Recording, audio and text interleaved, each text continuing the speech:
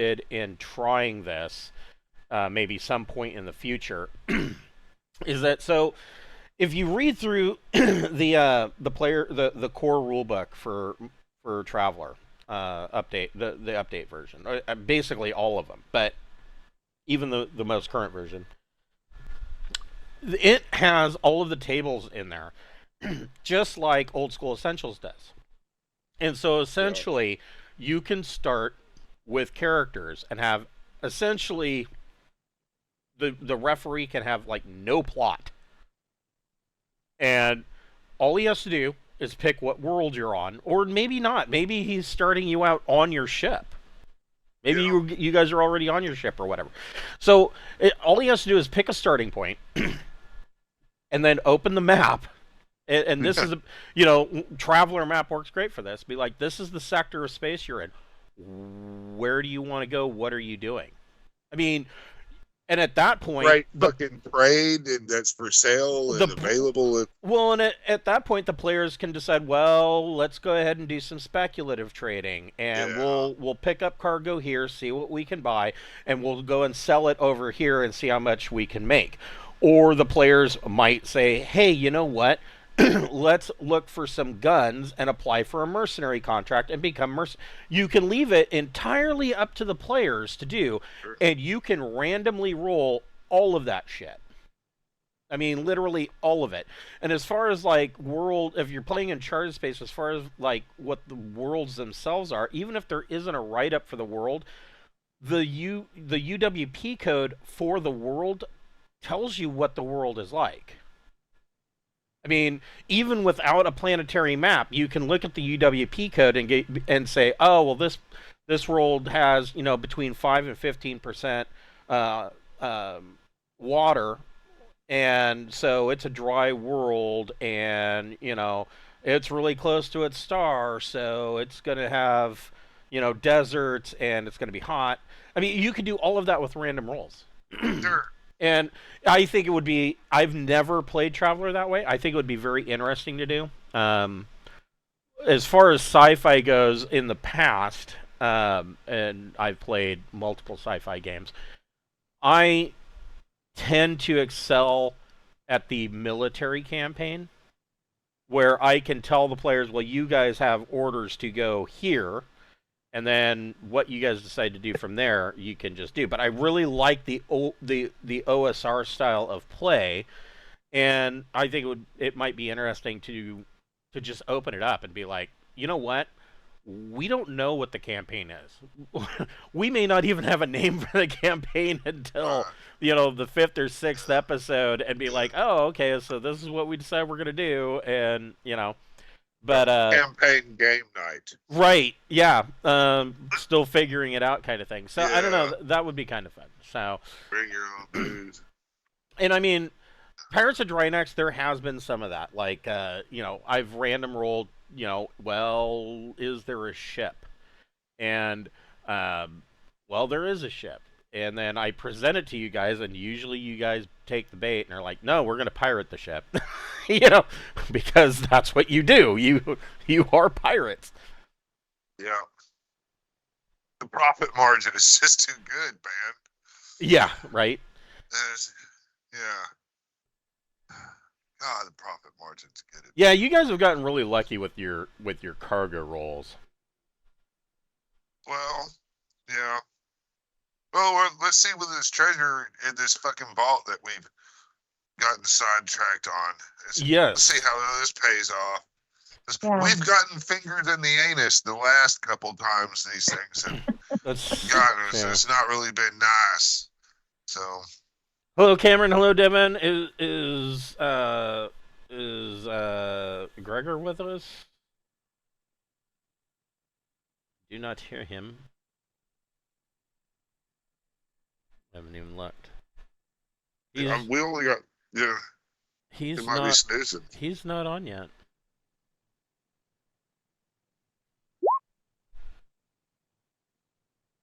I see him He logged in.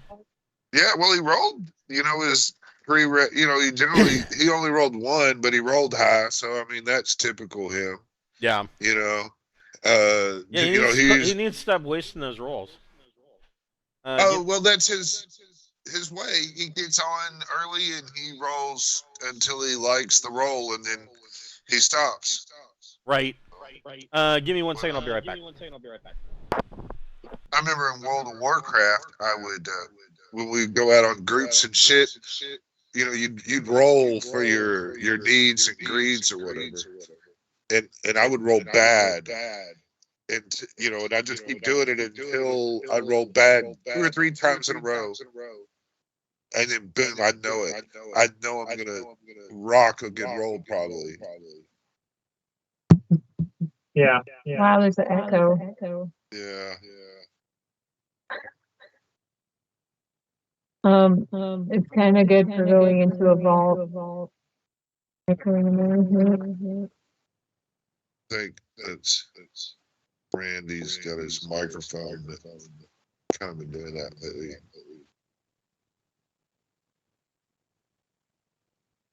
Gregor.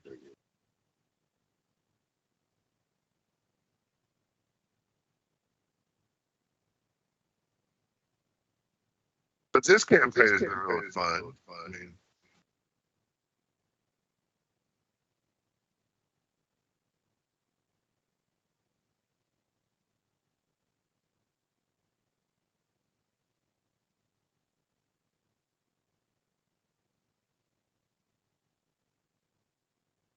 serious. We can't hear you, Chris. Sorry. There I am. So we're getting that bad echo again. That's really strange. I'm not sure how we developed that.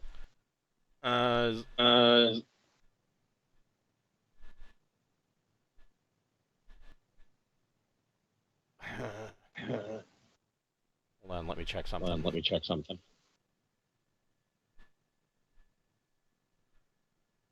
Wanted to make sure it's I not don't me. see the mute symbol on your Roll20 thing. Would that be? That could be. Yeah. Let me double check.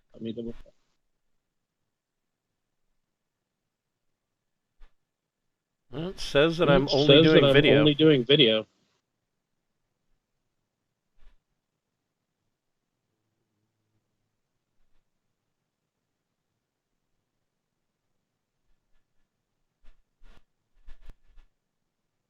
It's weird. Yeah.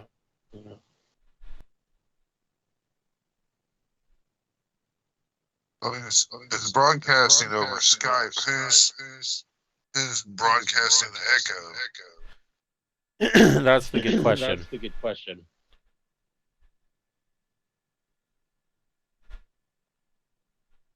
Audio. And voice. Correct.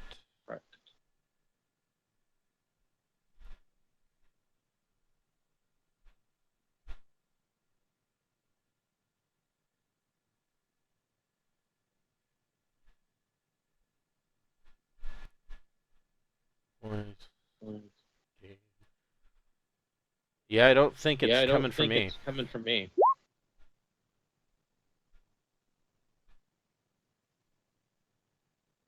I couldn't have a mic. It's impossible. I'm only transmitting video on either to everybody else or to myself.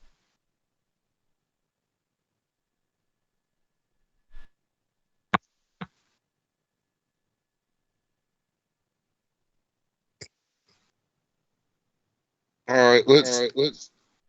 Can Randy try to view his Skype? See, I'm getting an echo from Ting too. I mean, not from Ting, but it's not just me that's echoing. Right, that's what I'm saying. If Randy would mute his Skype as a test and see if it stops it. Oh yeah. Because it's showing he's broadcasting the echo.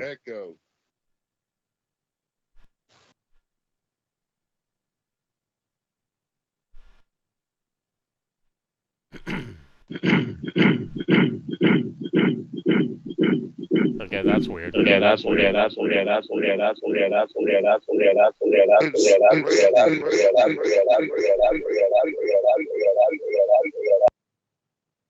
now. Did that stop it? Can anyone hear me? I can hear you. I just muted Randy and it stopped the echo. Proof positive. That's Yeah, the yeah. source of the Well, and I echo. was watching it. It is coming from. It is coming from Gregor on Skype. Yeah. He's got to unmute himself on Skype in order to talk. So he'll have to go to that screen and deal with it. Yeah, but that's so weird. I don't know why it's doing that though. Well,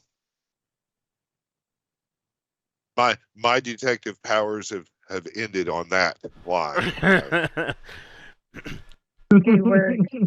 Elementary. Yes, yes.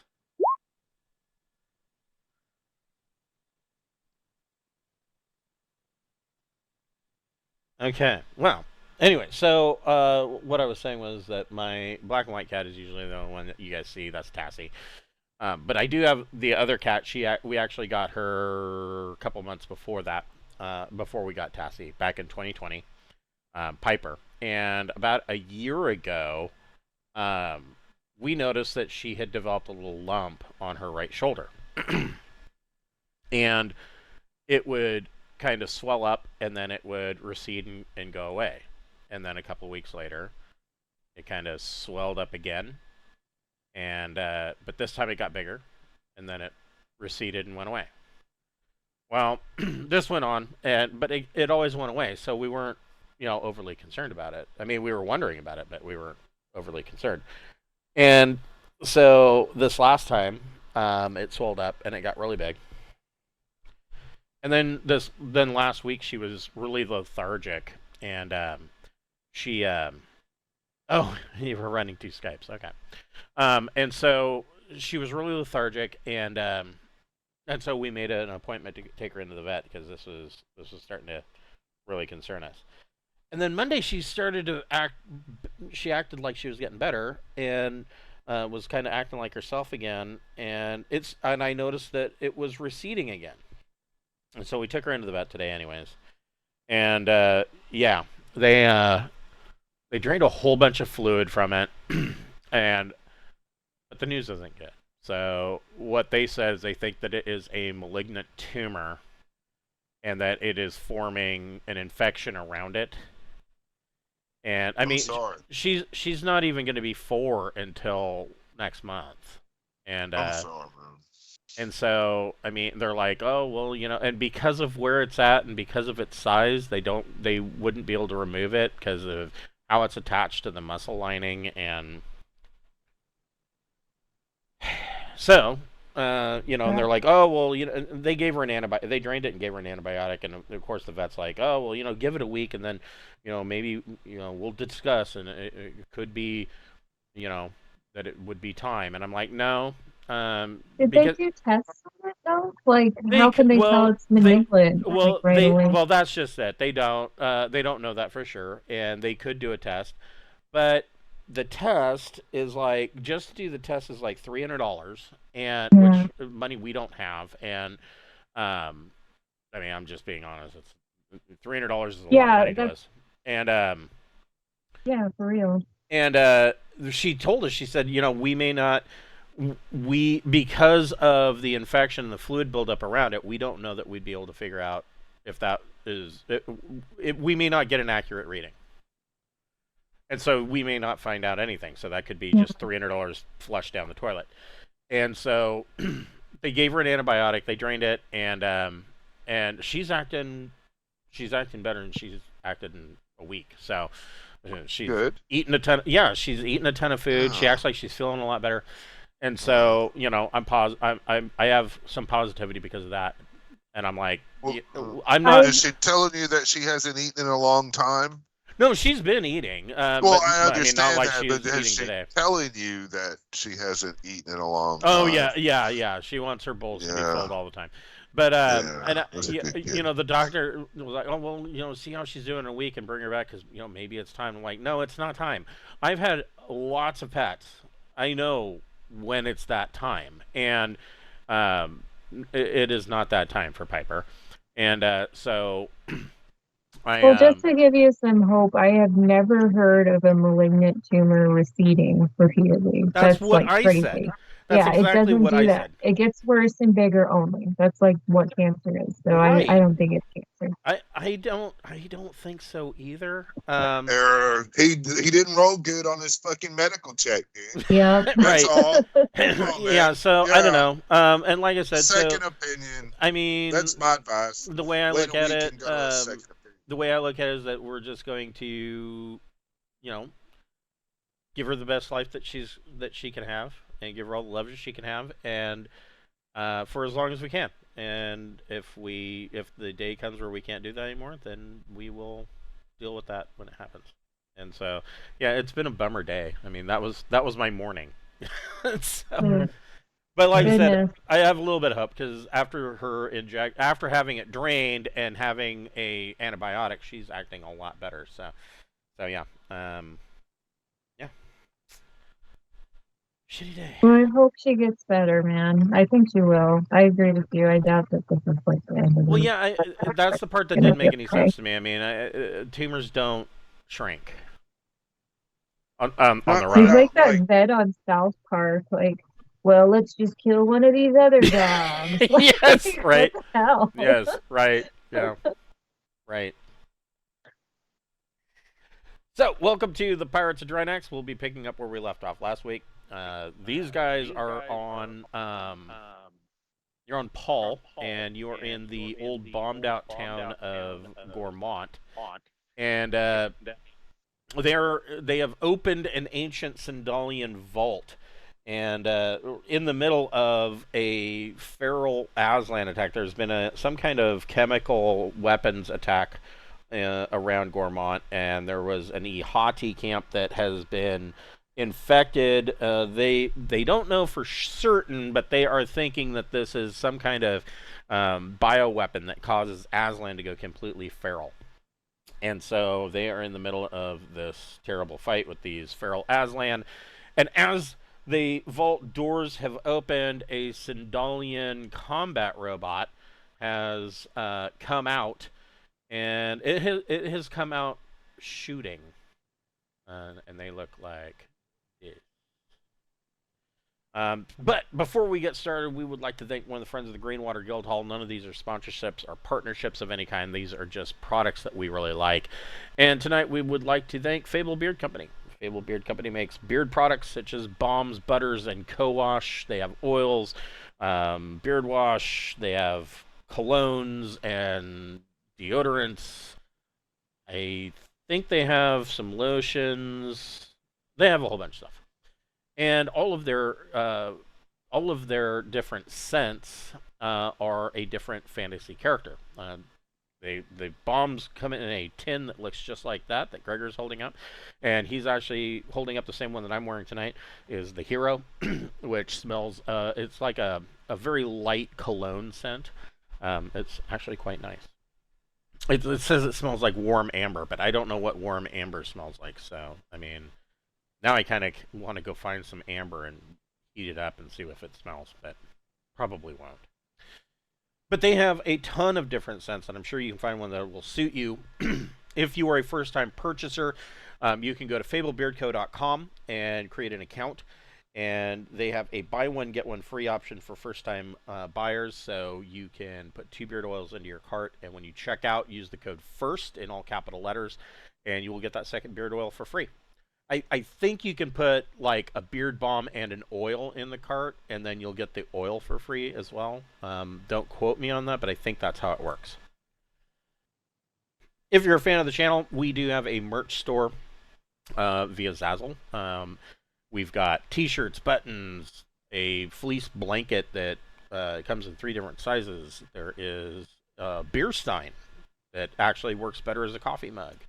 But yeah, we've got all this stuff is available, and one of the shirts and buttons is actually the pirate flag from tonight's game, made by Cameron, and all of the proceeds from that store go directly back into the channel. So if you want to assist us in covering bandwidth costs and things of that manner, go get yourself a t-shirt or a button, and we appreciate you. And then So starting tomorrow, I am going to be running a on Drive Through RPG. I will be doing a Labor Day sale for Braunhaven books. So if you have not picked up any of the Braunhaven books for Old School Essentials, those PDFs will be on sale. I would love to do a sale for the print on demand stuff, but I'm already at as low on the margin as I can go. In fact, I've actually considered raising it a little bit, but yeah, I'm as low as I can go. So the PDFs will be on sale through the Labor Day holidays. So definitely go over to Drive Through RPG and check that out. So where we left off, the Sindalian robot is at the top of the stack, and it is going to get to go first. It is coming out. Well, I mean, if I remember correctly, Gregor and Keith. Keith, you were in the dune buggy, mashing down on the pedal to give it more juice to the doors, right? Gregor was in the dune buggy. I was out of the dune buggy, shooting at the Aslan coming in. Gotcha. Yes. Gotcha. So I'm gonna roll a d6. 1 to 3 for Keith. 4 to 6 for the dune buggy. Hey, look at that. Keith got really lucky. Yeah. And so when I was opening up all my PDFs, I said, "Oh, I'm not going to need the vehicle back," and now I need the vehicle back. That'll learn me.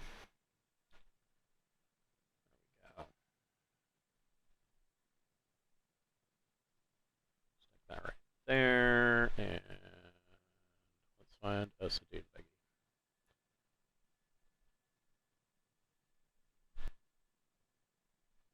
Dune buggy is on page 82.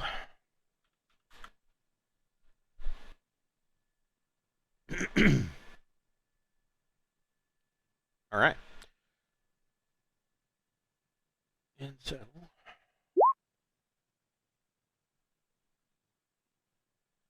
it is going to fire its shotgun. Man, and it sucks. Well, look at that. All of that hunting and pecking, and he only got a 4.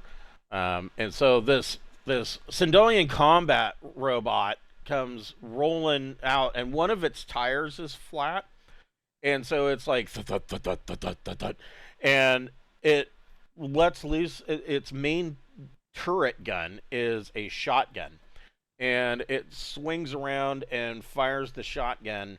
Boom, and it misses the dune buggy, and it kind of goes between the dune buggy and Keith, and it evidently has quite a choke, and so it goes between the two of you, and completely misses, and it's rolling out.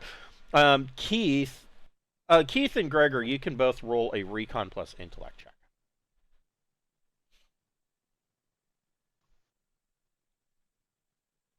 12. Ooh.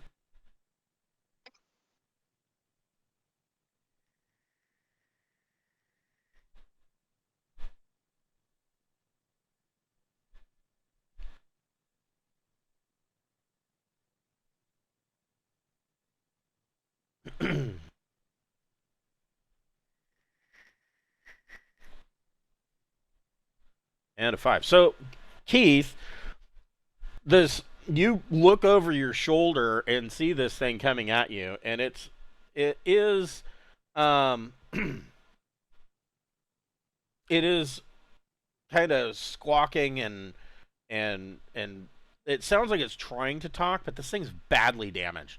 And sticking out of the front of it, you see that there are two little or there's a port, a barrel port low on it, and there is an electrical arc. In addition to the shotgun, it is equipped with a stunner as well, just for your edification. Keith, what would you like to do? Okay, I'm a little confused actually about what I should do. I'm torn. I'm deciding between trying to get out of here, get out of the way, and let this thing proceed with its attack somewhere else, or Right. the other option I'm having is in my head is to try to hack the robot, try to come up behind it and hack it. Hmm. I don't know how far away it is, for one thing, and for another thing, I don't know if that turret is going to hit me if I try to do So the that. one thing that yeah, so that's interesting. So the one thing that I can tell you, with your 12 that you got, you just looking at this thing, you're not sure. I mean, it is in rough shape. And like I said, you can hear this thing kind of squawking like it's trying to talk. And so it might, you may not be able to hack it. It might be kind of Well, stuck on that protection loop or security loop. you see like a battery power source or something in that big hole. You know, I mean, there's a big hole in the front. Maybe he could see something that he could disable it by yanking a wire that looked like it would power the computer or whatever. Well, another thing I could do is try to short the taser out. Yeah. I'm trying to think of what I could use to short the taser out. Well, Probably like a wrench or something, right? Yeah, I mean anything that's metal that you throw into this hole, I mean, you know. Oh hell yeah! Yeah, I have a mechanical toolkit, so I'm sure I have a wrench. Oh, most definitely. Yeah, I think I'll do that. I think I'll throw a wrench at the taser and see if it does something. So, are you going to try and run up into melee on it and just throw it into that hole, or are you going to try to throw that wrench at range? I would prefer to get up close if I can. Okay, yeah, you definitely can run up on off. it. Okay. All right. So you Yes. for range, if you are going to get that close, so you want to make an athletics dex check, and if you're going to run right up on it, and because this thing is so hammered, I will allow you to roll with a boon. So roll 3 and take the 2 highest. Awesome. Boxcars. Ooh, nice. So that makes it a 15. Okay. That is a +7.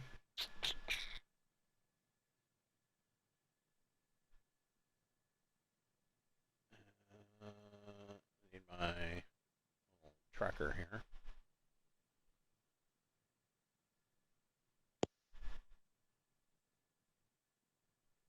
So for that, go ahead and roll 1d +7. And then we're going to there will be more to that, but let's start there. So that would be 9. Okay. And then roll 2d6. Okay.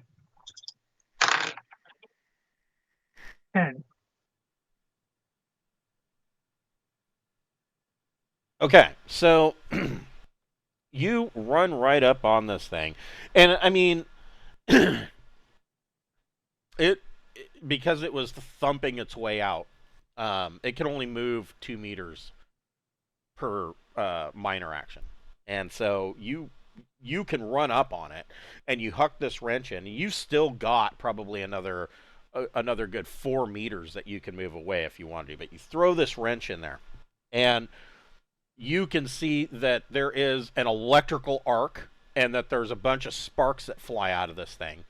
And smoke, the magic smoke is coming out of it. So you can smell ozone.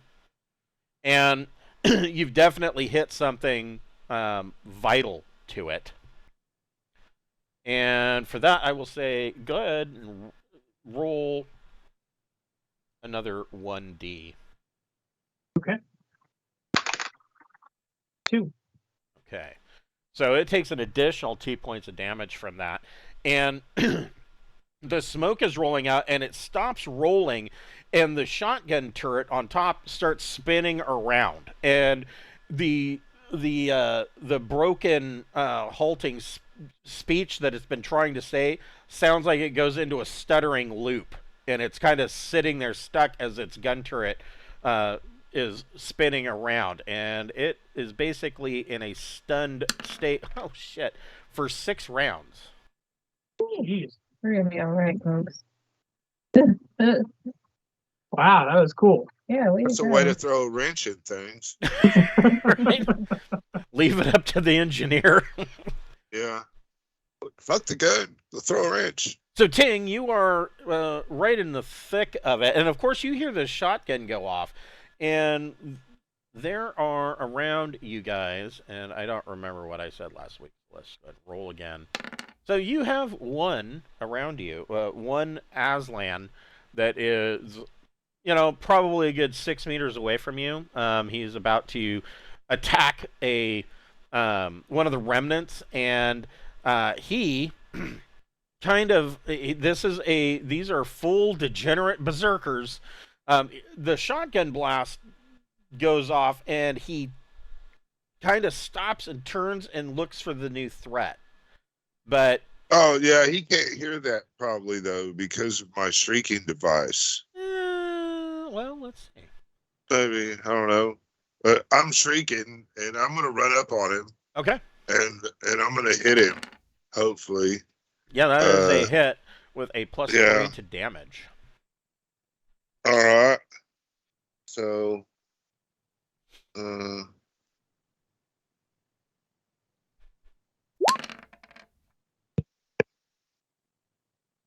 26 AP 20. Okay. Yeah.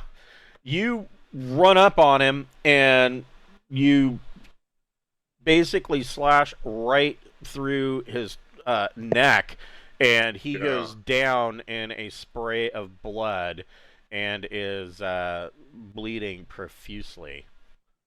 He is currently unconscious. Right. And with him coming unconscious, I will motion for the captain to meet me at the dune buggy. I mean, if the thing is open, it, man. Yeah. Yeah. We can get in the dune buggy and get up there. You could. Yeah, and I need medical attention. That's right. Oh, you do? So, Okay. Yeah, well, I'm down 3. I got hit by a feral piece of shit. okay, when it's my turn, I can help you out. Yeah. There are 5 others. One of them is going to attempt to attack Captain Beth. The other 4 are blundering their way through remnants. Let's see here. I guess we got to fight and get these motherfuckers out of the initiative before I can get real first aid, probably. Yeah, you're gonna wanna get all the way to the vault, definitely. All right, that's fair enough. Oof. Okay. 16. That is a plus 8 to damage for a total of a plus 10.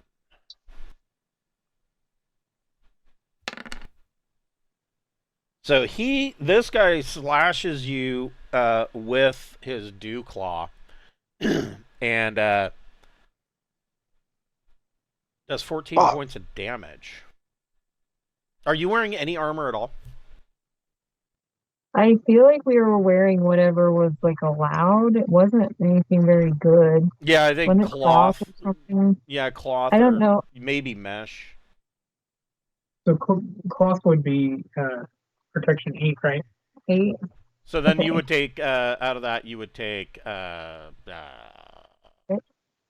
Sorry, my brain just died on me. It's 6, yeah. Yeah. Okay. So you take 6, but because of that, hold on. 17. You are terribly hurt.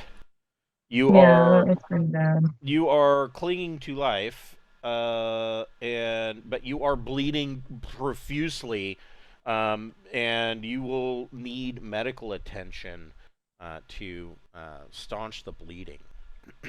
Okay. To help you out, Captain. I got your back.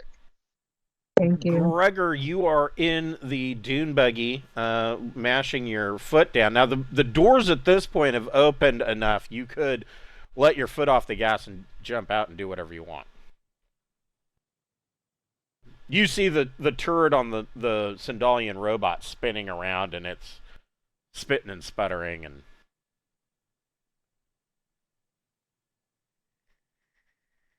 yep, you are muted. Yeah, I know.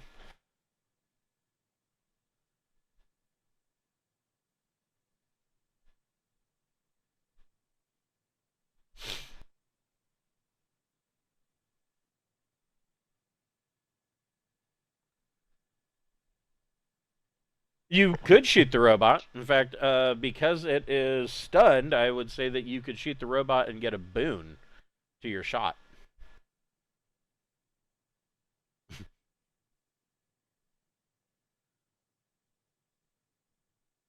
That's like, I want a character.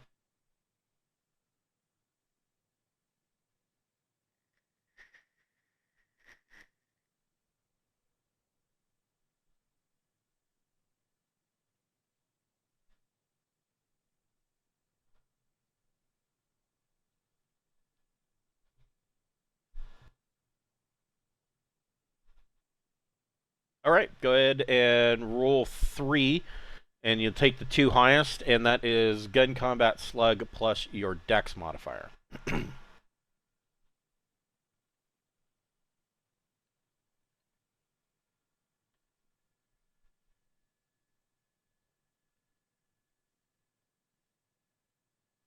So 12. 11. Yeah, an 11 still hit. So that is a +3 to your damage. There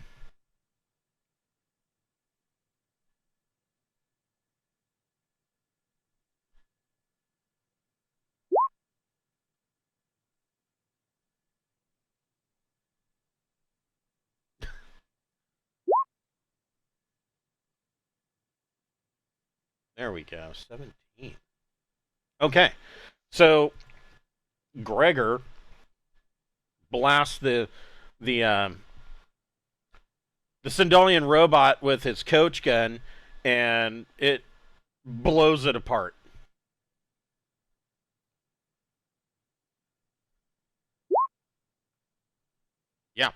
Yeah. So, yeah, the robot there's robot guts all over the place, and and sliding across the concrete and bumping against Keith's boot is his wrench.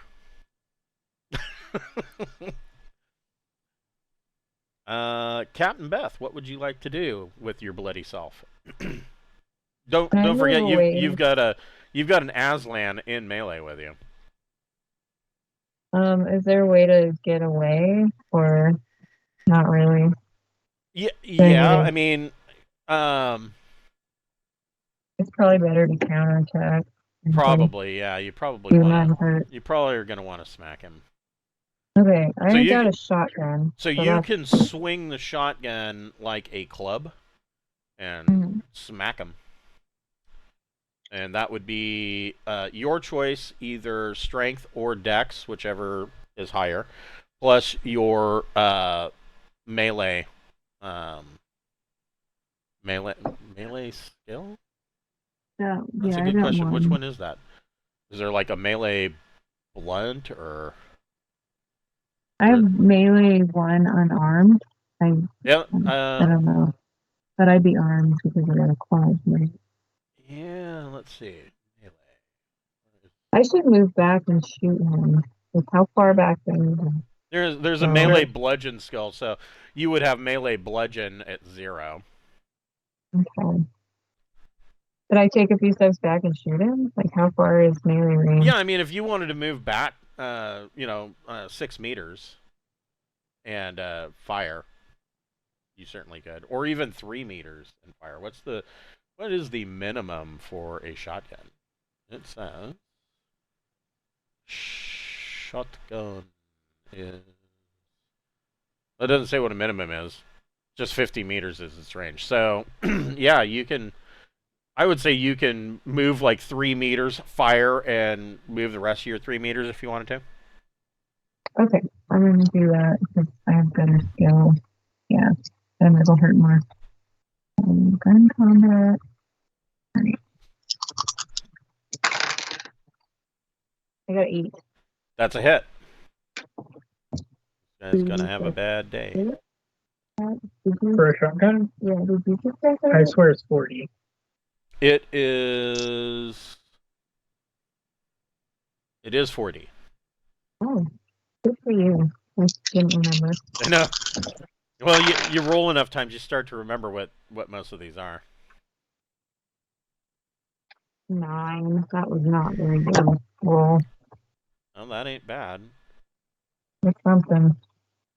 So yeah, you move 3 meters, cut loose with the shotgun, and keep moving, which prevents him from kind of taking that swipe at your back because he takes a chest full of buckshot, and you are now 6 meters away from him. The Sindalian robot is no longer with us. So Keith, what would you like to do? I'm concerned about the situation with the Aslan, so I'm thinking, how far away are they at this point? So from you guys, so the crowd has kind of been running towards you guys, and these 4 Aslan that are harassing the crowd are moving with them, and kind of picking them off as they're running. And so let's see here. They would be let's see. I had said they were 70 meters.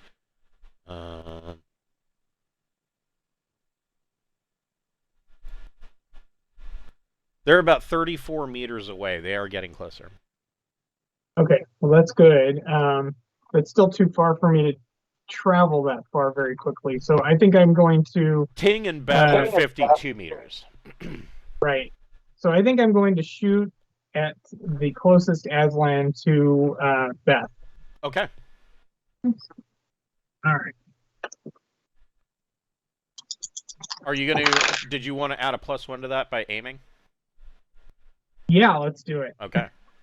Why not? That gives me an 8. That's a hit. So that's 3D.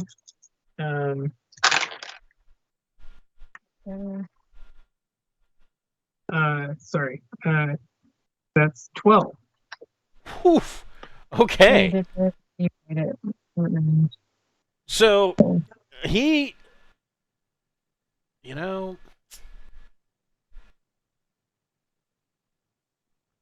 roll a d6. Okay.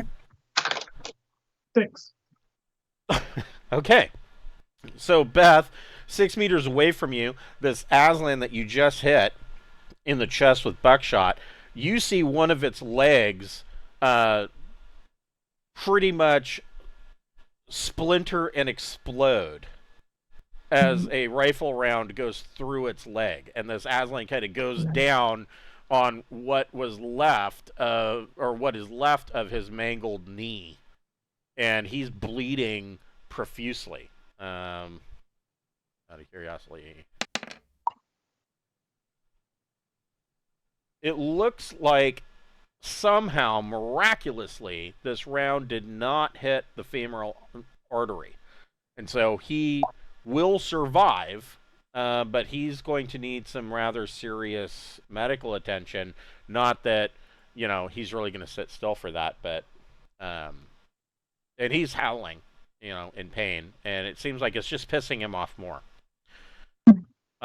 Ting, what are you doing? I'm gonna run up and I'm gonna stick my claws down his throat. All right. Yeah. Yes, he is.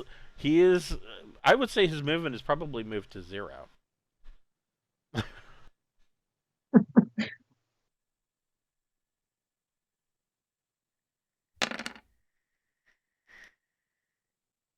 How about 12 Yeah, to hit? that is a +4 to your damage. Well, and I've only got like 3 of these left after this one, but whatever. Then it goes down a level because I won't have the super monophyletic. What? 19 points damage. Yeah. AP 20. So from behind, you see these claws erupt from the back of this Aslan's head, and Ting just rends his head, and the rest of his body just flops forward. What are you doing? I'm gonna. I mean, after I'm done with. You can see Beth like 6 meters away from you. Right. I'm gonna suggest like, Captain, get to the buggy. I'll drive you up.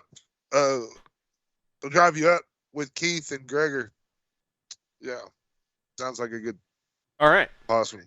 I mean, the vehicle's kind of right there with us, pretty much, right? Yeah. You were running towards the other buggy, so yeah. Yeah. So Okay. I mean, yeah, I'll drive us there if you want to, not die. I don't have any medic skills. I'll fuck you up. I got a kit. I just need a turn to do stuff with it. Right. Well, you get you the buggy, and I guarantee these fucking alley cats will stay the fuck up off of us. He's rolling a lot. That's bullshit.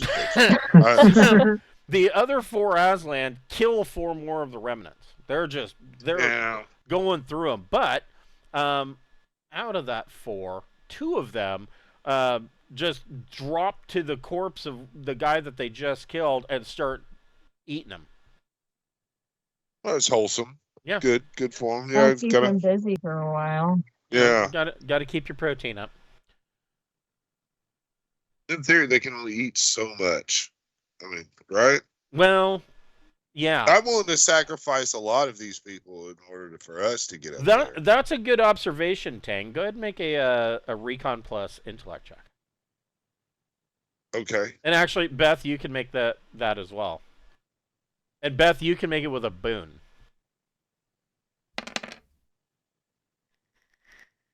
That's an 8. Okay. Beth is going to beat it. Yeah, I got like a 13. See? What'd you get? Got a 13. Okay. With 13. So Ting, you're watching these guys, and this is the second onslaught that has come in, and hopefully the last onslaught. But in watching these feral Aslan, especially these completely berserker Aslan, you have already noted that their endurance is more than Aslan that you've met before. You know that they're stronger, if you can imagine it, than Aslan that you've met before. And it occurs to you that whatever is affecting them that has turned them feral is probably to blame for this, and that they are, because of that, they are prone to have to consume more. They're always hungry. Well, I mean, yeah, okay. Well, Beth, when you look at this, that same thought occurs to you, except, of course, you think in medical terms, and your thought is that whatever is affecting them, because you're still on the theory that it's from those gas canisters, that it has increased their metabolic rate. I also ate that weird worm that gives me health Right, back yeah, so you have a if little I bit of eat insight. more. Yeah. Yeah, to be hungry that way, I guess. Yeah, because all these guys just seem like they're always hungry. They're chowing down constantly. Gregor, what would you like to do? What would you like to do?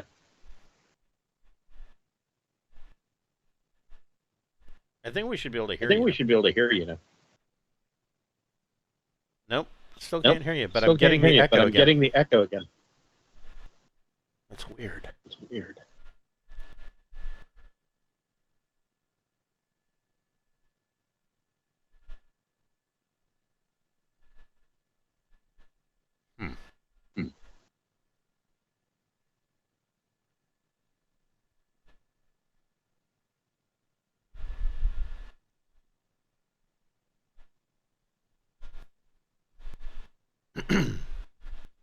There, now it's gone.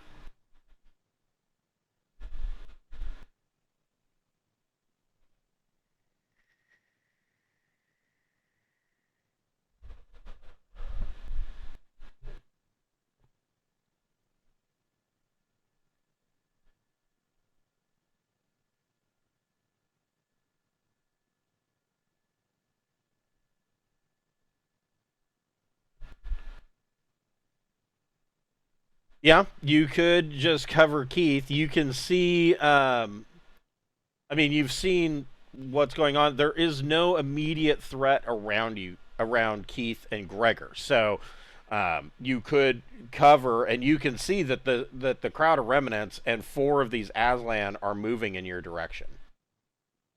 Yeah, that's another option. You could get into the dune buggy if you wanted to. Then the question is, where do you want to go? I mean, you could.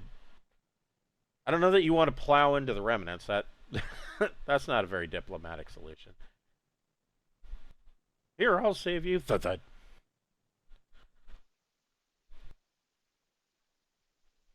Well, I mean, what we have to feed is a lot less now as far as remnants. So, the drain they have on our resources. But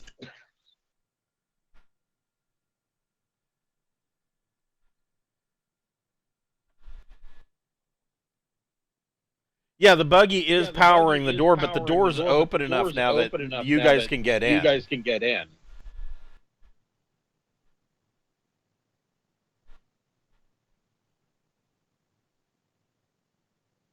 so, the combat, that echo's still there. Yeah, it came back It again. came back again.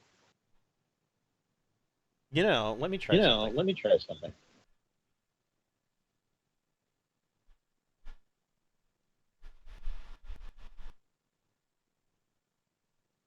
See if I can net this. See if I can net this. I don't think it's huge. It's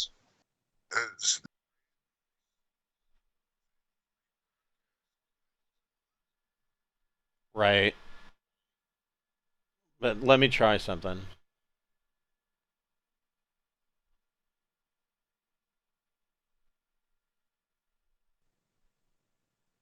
All right. Yeah, I'm still getting it. I'm still getting it. Damn it.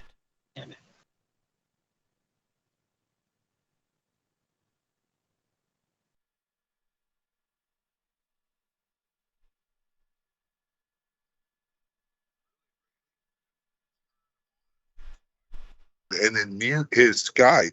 And then when he wants to talk, unmute his Skype, and it won't be as much as an impact. It stopped there, though. Yeah. So whatever he did there. Oh, he dropped out of Skype. Oh, I see. Yeah, I wonder what. Yeah, that's really weird. I'm not finding I'm where. not trying to pick him out or nothing, but it's actually his thing that's causing the. Right. There you go.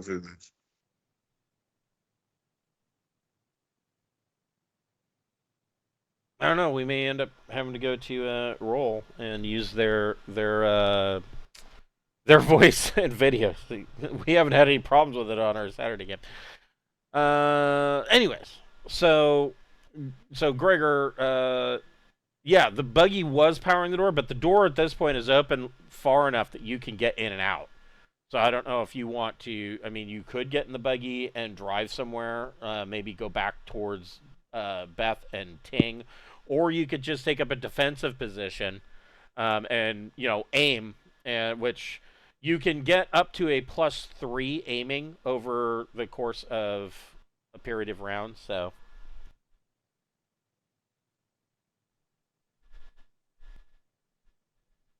I hear you, but you're not echoing anymore. So you fix that problem. Right?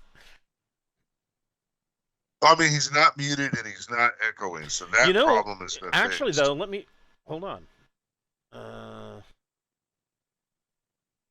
I can hear both. Let's try. So say something, Gregor. Nope, I still can't hear you. Is your microphone on your headset on?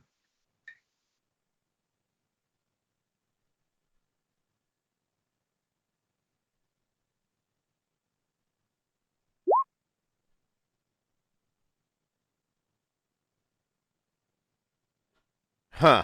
Okay.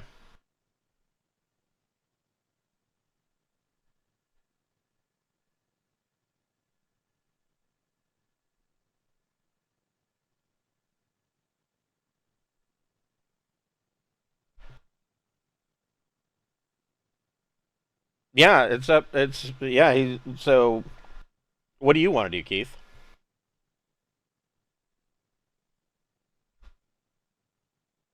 I think Let's go. yeah, I could shoot at these Aslan. They're attacking these poor remnants. So yeah, that's what I'll do. I'll fire at another Aslan, I suppose. Well, I mean, Gregor's wanting to know what you want to do. Like, he can jump into the buggy and take off. Yeah. If you wanted to go with him, or he can stay there and take up a covering position with you. Oh, that's the question. Okay. Let's get in the buggy and try to get over to them and try to help them out a little bit more closer to them. Okay. So, Gregor, you yank the power cable and jump in the buggy, and you are able to swing the thing around. Go ahead and make a drive plus dex check. Nice.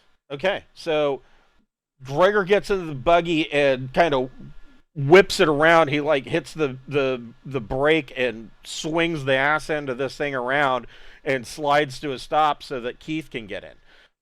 Beth, what are you doing? You can see that. So the last thing that you saw was Ting coming through the back of this guy's head. Ew. Well, I have, Yeah. premature ejaculation problems. Is that how that works? Well, you said I was coming through his head, so I had to make that work. I didn't say it. So where's this? So the buggy's so far away, or is it close?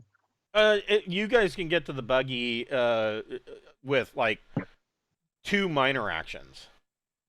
Okay, I think So I should it's do like that. 12 meters away from you. I will hop in, yeah. And is applying first aid a significant action? It is. Okay, so I'll have to wait around. Well, yeah, I'll drive, man. You can just start doing whatever you want. Band-aids, drugs. Put a little Hello Kitty Band-Aid on it. That'll make it better. Yeah. I mean, well, you can pick a good radio station. I mean, That's fair.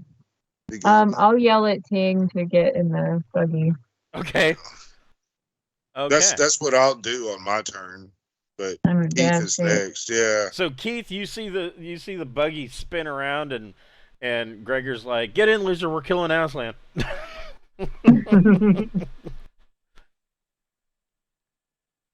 Yeah, so I guess I'll get in and um, we'll I guess I'll fire um, uh, at an Aslan while I'm getting in, or after I get in. Okay, so If I can see them clearly. yeah, I would, because he swung it around, so you would be able to get into this buggy and basically lay the rifle over the dashboard because there's no real windscreen. That's just a frame, and you can Right. use the dashboard as, or quote unquote dashboard, as a stabling device. So I will give you an additional +1 to that. You can't aim because you use your minor action to I get got in. it in. Yeah. Okay. Cool. So that's 11. That is a hit with a +3 to damage. Nice.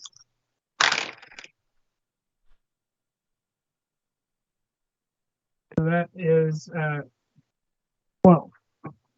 Okay, so you hit another Aslan, and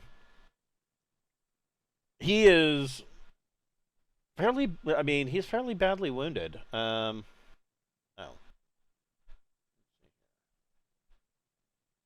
But he is still up and kind of ravaging villagers, or remnants rather. Ting, what are you doing? I'm headed to the buggy, and I want to get in. And if I have any other time, I'll deactivate Shriek Box while I don't think there's any enemy That's a good directly idea. around us. Yeah. So I mean, Yeah. I think you can deactivate the Shriek Box as a free action, but it takes two minor actions to get in. With your last minor action, you can fire up the buggy. Yeah, I'll fire it up. Okay. And, yeah. The Aslan. Yeah. There are only no. There's still 4 of them. In theory, they'll be a little bit away.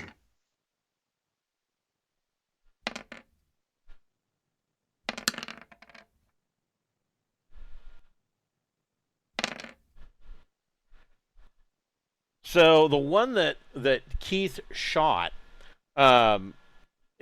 he jerks from the shot getting hit, and then just launches an attack and kills a remnant.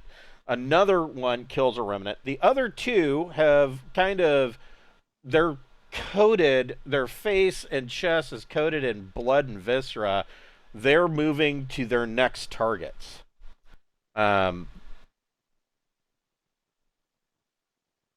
Gregor, you want to? Where are you going with the dune buggy? You heading towards the remnants? What are you doing?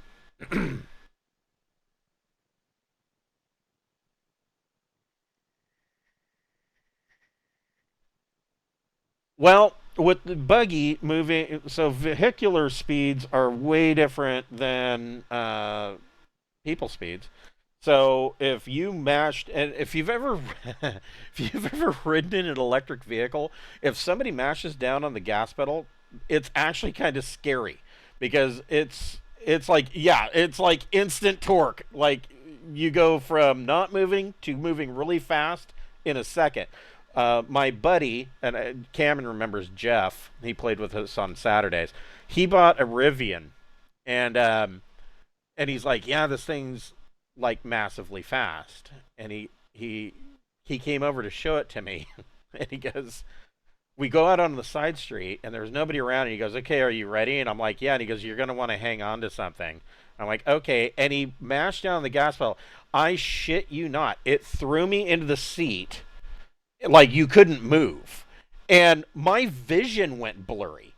That's how much torque and how fast this thing went. And I mean, literally in the space of one block, it does something like 0 to 60 in like 3.7 seconds. It's stupid fast, and it weighs like what, 7 tons because of all the batteries. It's the SUV model. It's enormous. So you get into this buggy. If you mash down on the pedal, you will be there. Believe me. And that's with a buggy having a max speed. What is it like?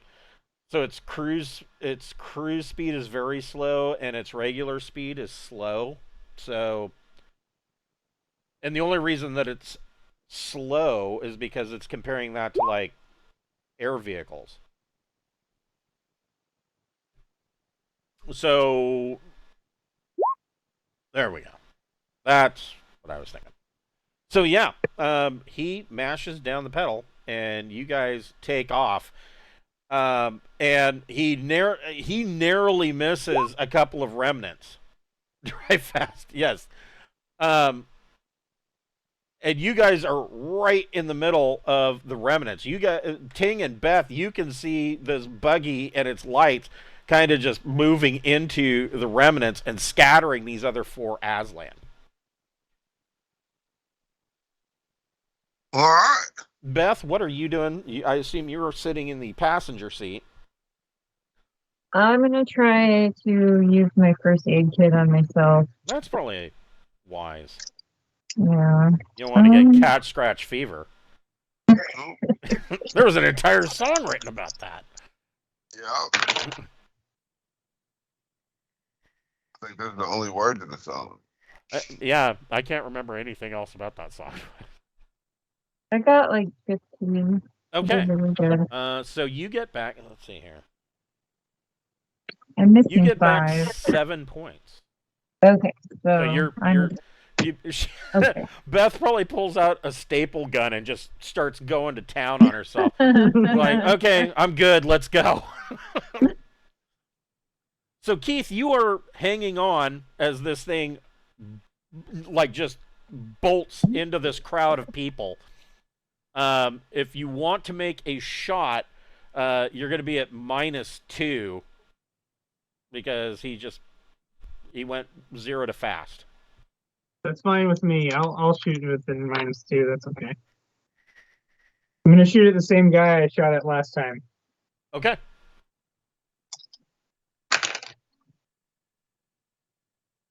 That's a 6. Nope, that with is the -2. That is a miss. And he has taken note of the dune buggy. Tang, what are you doing? Oh man, I'm gonna get away. I'm gonna kite the action. I'm gonna keep a distance away, and I'm going to I don't have to thoroughly haul ass, but I'm gonna get a good pace going and make sure that no Aslan get around this vehicle. Okay. Go ahead and make a drive plus dex check. Drive wheeled plus dex check. Stables or something. Yeah. Yeah, Randy's like, go to the vault. 7. Okay. It's not that difficult, really, I wouldn't think, but that's really your judgment. So, well, yeah. 7's not that bad. You you are, so what does it say? It says marginal failure. So you kind of take off and go off road, and and you're bouncing around off road, and but none of the Aslan, you're not kiting any of them. They are focused. One of them is focused on Gregor and Keith. The other 3 are focused on murder and slaughter. And so you go off road, but none of them are following you. All I'm doing is doing that. I do, if I have any kind of other actions or whatever, I guess. I'd like to use my internal comm network and just see if the base is now broadcasting any comm signals. That's a very good question.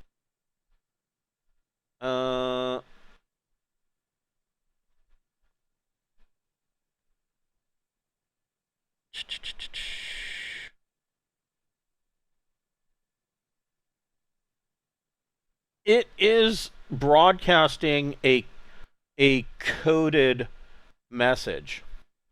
Oh well, I'm And definitely it's gonna send. it's a short message, and it is on repeat, and it's in some kind of, it's almost like a Morse code. It's in binary. Well, I'm definitely want to run that through the captain's. I'll make sure she's aware of that.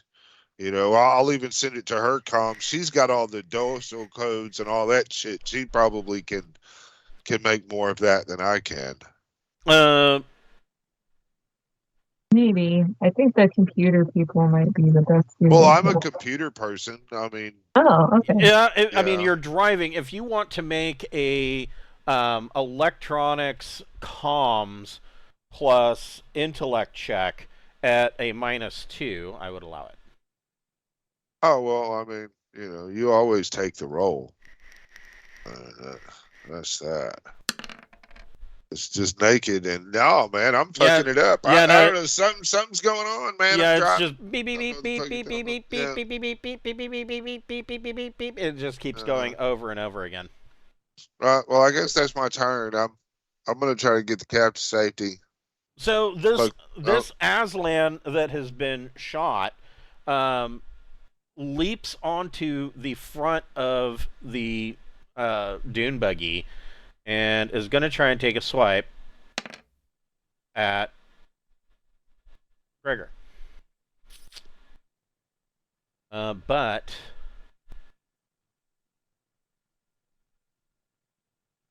yep, he's still at +6. And he hits.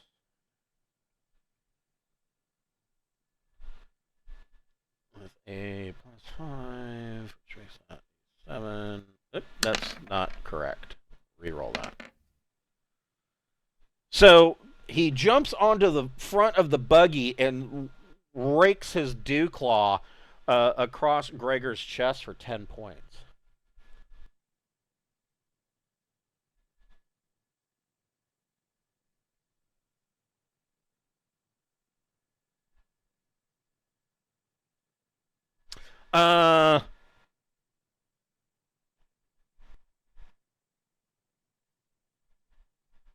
I would say you could react. You've got a couple of options. So your options are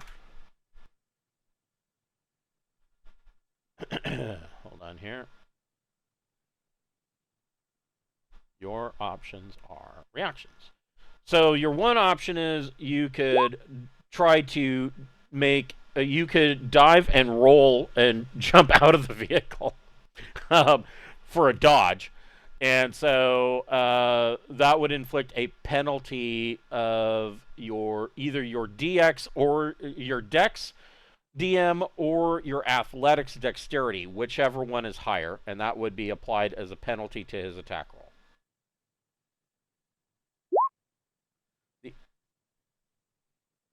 Harry? Yeah.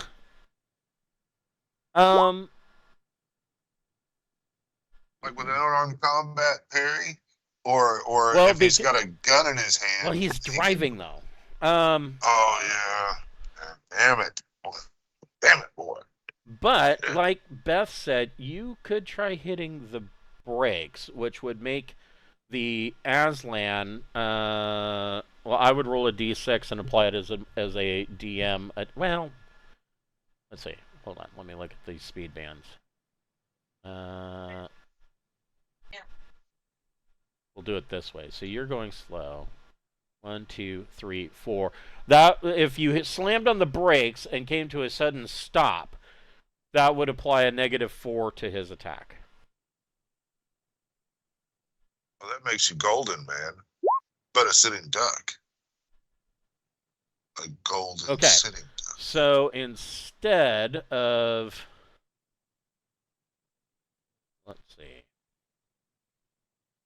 Right? So that is actually, I will re-roll. Well, no, we'll just subtract that.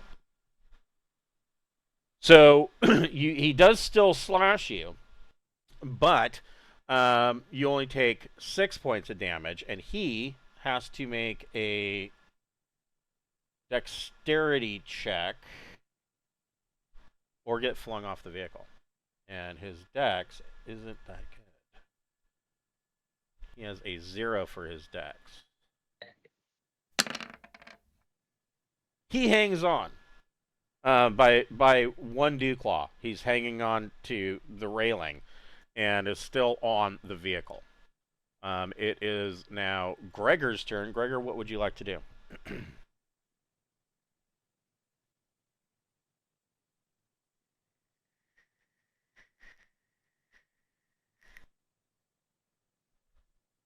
So that 6 points would come off. So are you wearing any armor, first of all?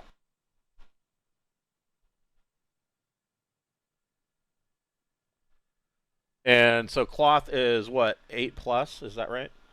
Yeah, he's golden. Yeah, you're fine. You didn't. It slashes your cloth, but that's it. Cosmetics.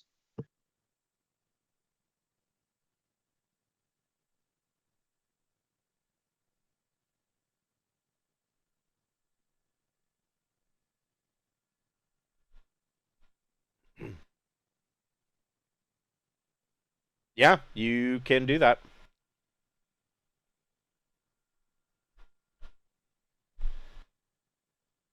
That'll definitely change his complexion. So with an additional +1 for range, that is a 10, and a +2 to damage.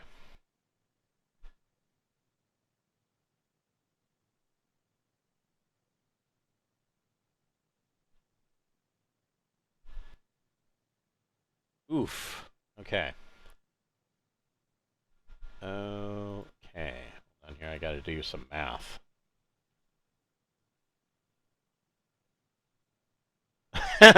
He cannot take that. And so he's hanging on to the frame of the buggy, and Gregor brings this thing to a stop and pulls out the coach gun and Mad Maxes the guy's head. Like, just turns it into a canoe. Okay. And that's how Gregor does things.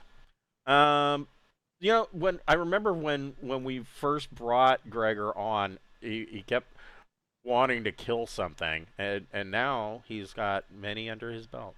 You should be quite happy. Beth, what are you doing now that you're stapled up? Am I allowed to staple up Ting? Oh, that's right. Yeah, you Yeah, can go you're ahead and apply fine. some first aid to Ting while you're bouncing around. But you are bouncing around, so there's going to be a -2 to your roll. Okay. It's 12, so. Okay. Yeah. So Ting, you get 4 points back. I can't hear you. Yes, I'm feeling much better. And she just reaches over, ka-chunk, ka-chunk, ka-chunk. You're like, ow, fuck. I'm happy now. Yes. That's wonderful. The Aslan turned me into a newt. I got better. Yeah, much better. So yeah, that's thanks a lot, man. We're good to go. I feel better. Yeah. We can probably kill the other Aslan now. So Keith, Yeah. you have come to a stop, a sudden stop. What do you want to do? There are now 3 Aslan that are tearing ass through the remnants. Yeah, I feel like a sitting duck. How far away is the closest one? 12 meters. 12 meters. Oh no. Okay. We're gonna have to take these guys out one by one, I guess. So I'm gonna fire and hope that and I'm gonna ask Gregor to get us out of here as soon as he can. Okay. So if you take aim, that's a +1, and you get a +1 for range. So a total of +2. Cool.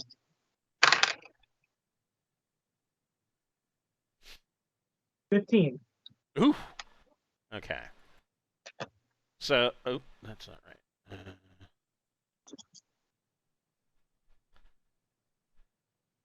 I guess it is right.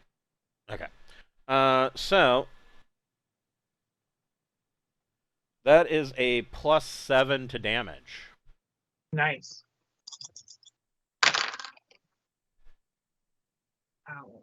So 7,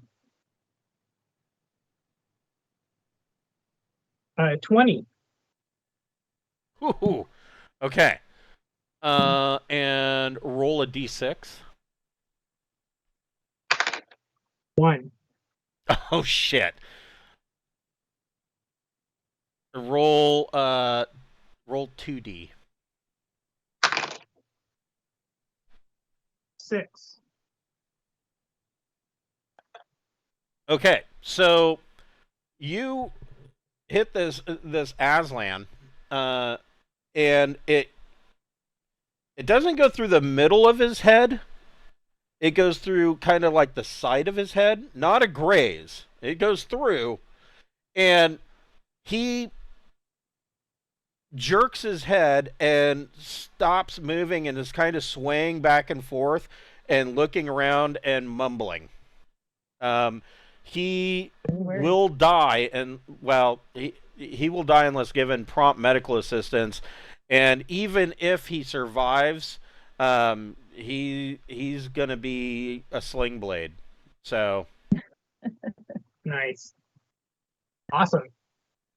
he's pretty much no longer a threat. Aw. I mean, you know. He's rabid but too dumb to do Yeah, anything he's about it. completely That's really feral, sad. but he's a potato. So, Nice. Ting, what are you doing? Are you still driving? Where are you going with this buggy? Oh, well, I mean, we need to go to the vault. I mean, and I understand Captain wants to fight. So, if I'm a little bit of distance away from, the action, like how far can I be if I come to a nice, slow, steady stop? My goal is I want to be about 30 meters away from the closest Aslan when I stop. So okay. So your options, your fastest speed is slow.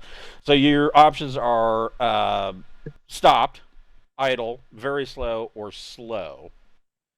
Slow, of course, being the fastest that you can move, and it says kilometers per hour. So, kilometers per hour for slow is 50 to 100 kilometers per hour. That's not that slow. So, how fast you want to go, man? You can go from anywhere from 0 to 100 kilometers per hour.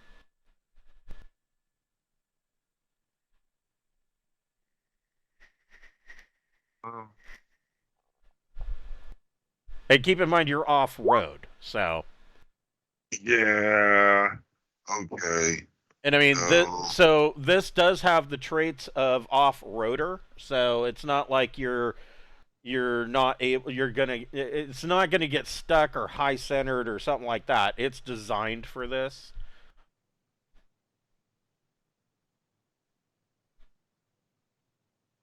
So if I go 40 meters.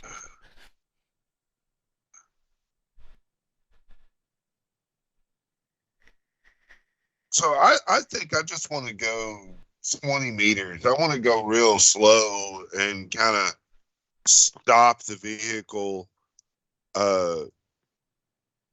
Stop the vehicle. I want to shout out with my shrieker box and shout out leadership to the remnants and encourage them to fight the Aslan. Okay. Sure. Yeah. Yeah. I mean, quit running and fight, you dumb motherfuckers. Y'all are gonna fucking die, you stupid fucking fucks. So I will say you can make a drive plus dex check at a +1. All right. Well, let's start with that. Then.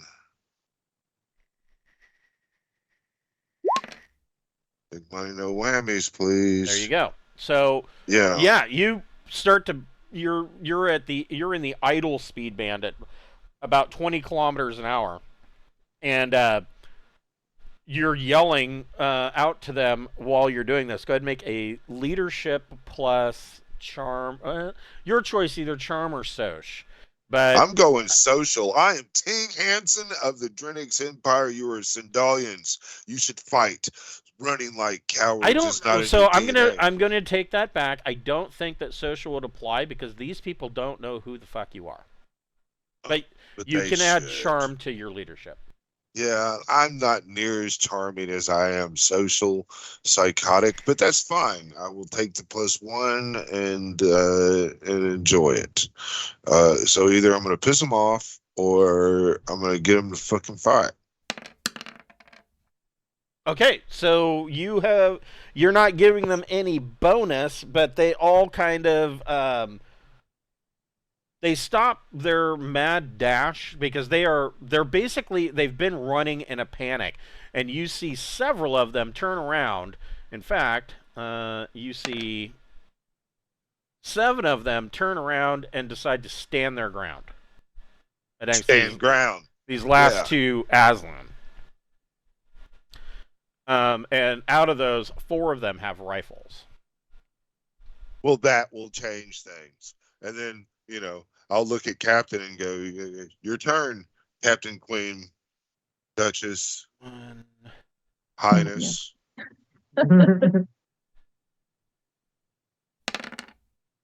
That's a Goddess of Sindalian Empire. 2, That would outrank an Empress. 3.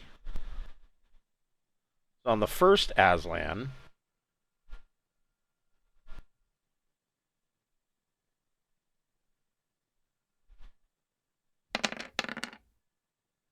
Oof. Holy shit.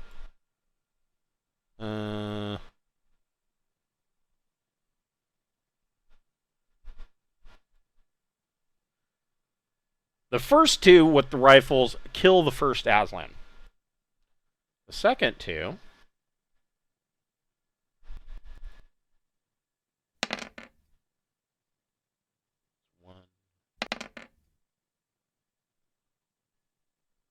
that's a mess.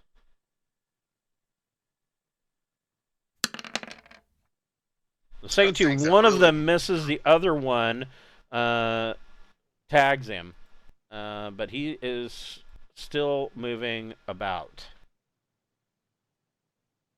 Gregor, what are you doing?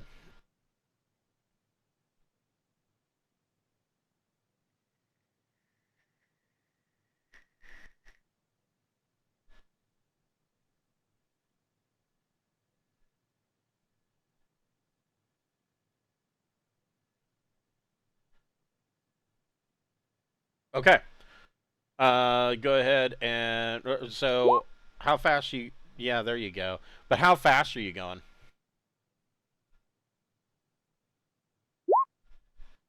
Okay, so slow, anywhere from 50 to 100 kilometers per hour. So you gas it and spin it around, and it is a bumpy ride all the way back. But you pass Ting and are bolting for the vault. Beth, what are you doing?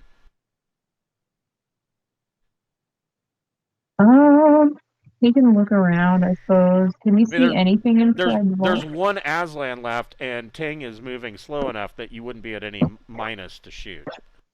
I think I'd have to shoot it with the revolver, though, right?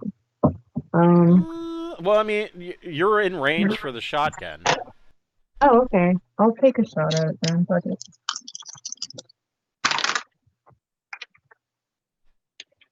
Okay, that's good. 12. That's a hit. With a +4 to damage. Okay.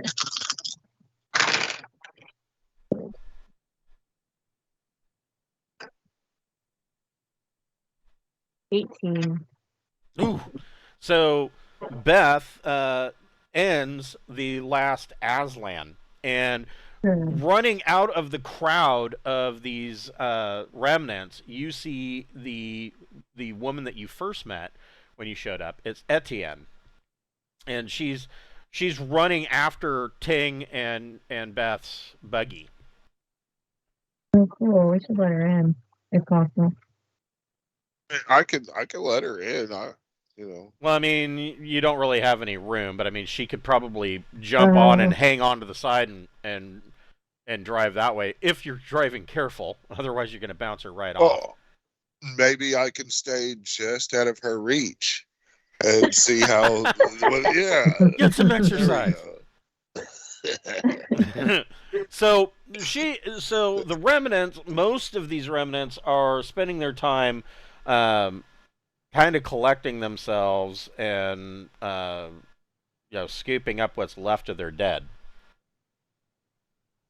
Well, I mean, then they seem to have plenty to do, and so do we.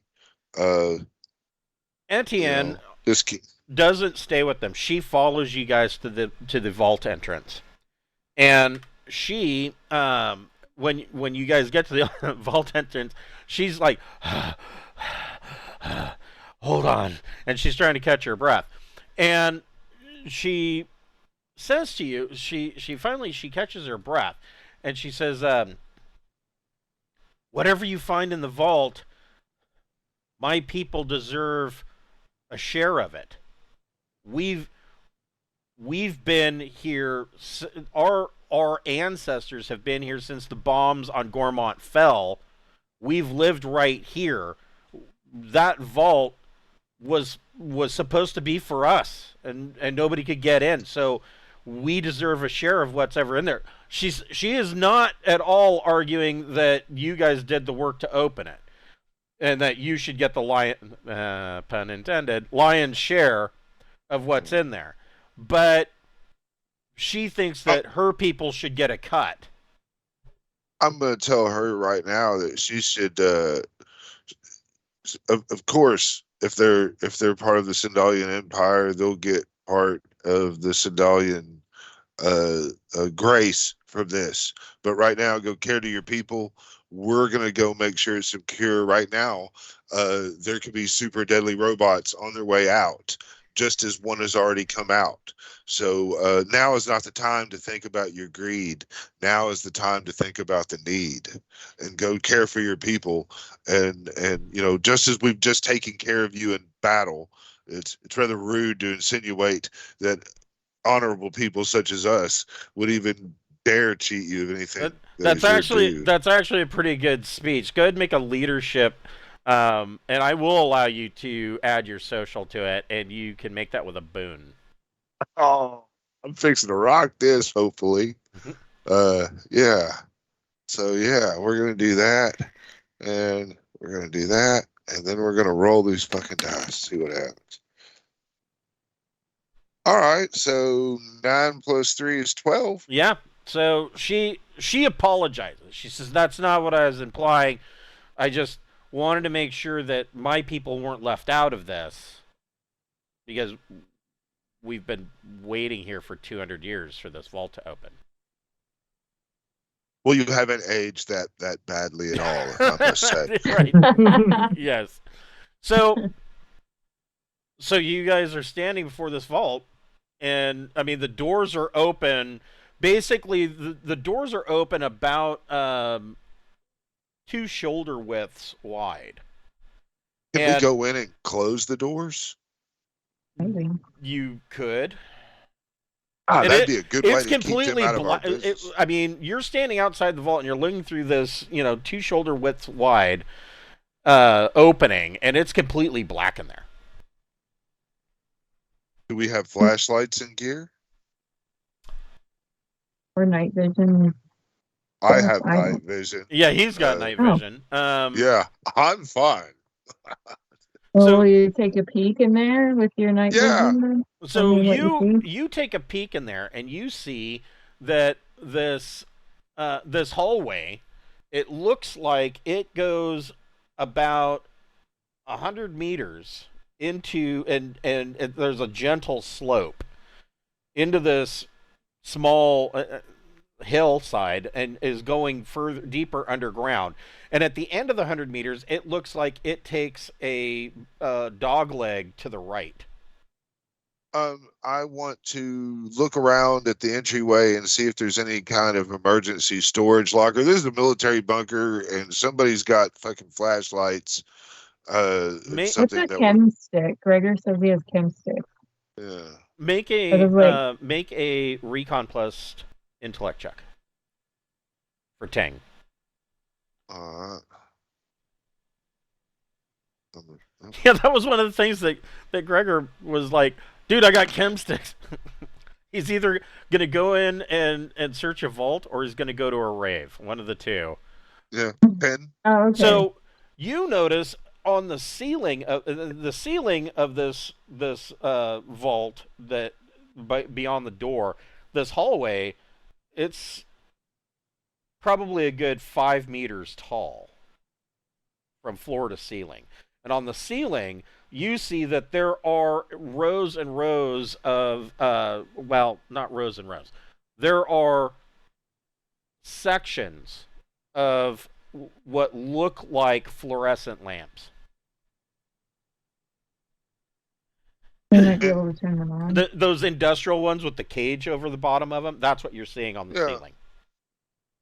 All right, but there's no like headlamps or anything like that, or back suits or anything. No, it is just a hallway. And this part of the hallway, you're not seeing any rock. Like this is lined with essentially like star plate or starship plating and hull. Well, I guess we're gonna call back and ask Keith if he could jury rig power from the buggies to the fluorescent lights going down the hallway, and I will scout ahead a little bit. I'll stay in radio communications. There's also some kind of signal being broadcast.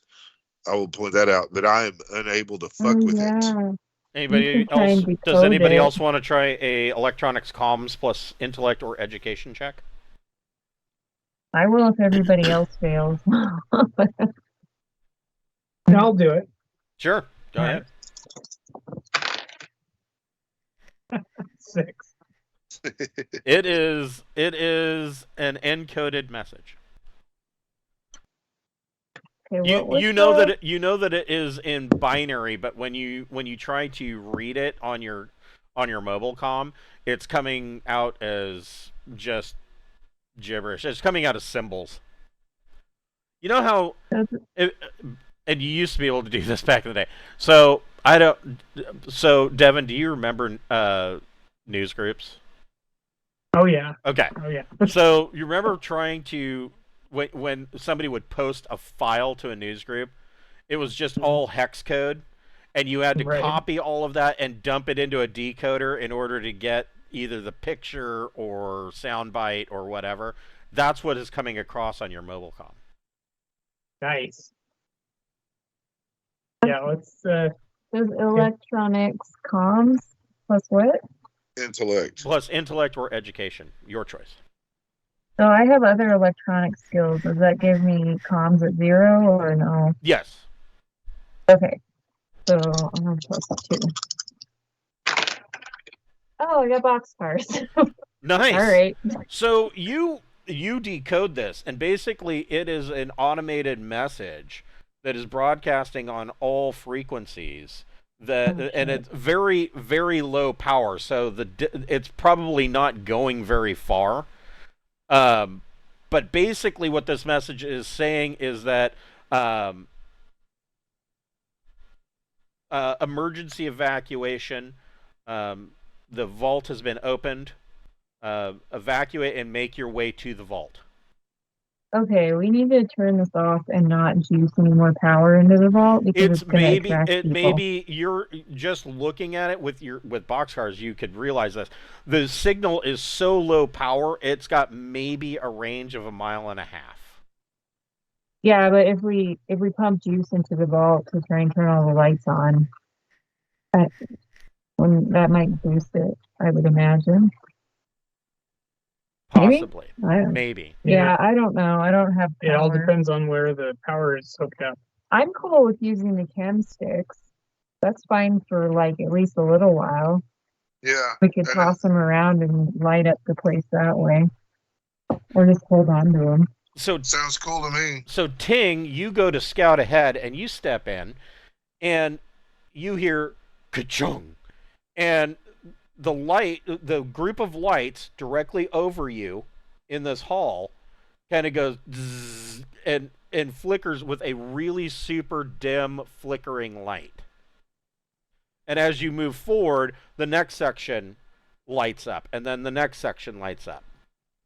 I will wait for my companions to kind of catch up. But And I'll it is stay- a really dim light. It's maybe because it's overhead, it's shining better. But these fluorescent lamps are getting such low power that it's little better than Gregor's chem sticks. Well, at least kind of staying as a group, I can look ahead and we can walk forward, and I can try to keep people. You know, if we just all hold on to a belt loop, I'll lead us, and maybe we can get to a power place, a command center, or something. Okay. Yeah. So Is that, I mean, if that's okay. you guys are coming in from Sounds up good. here, and you make your way into this vault. These over here, the two ones.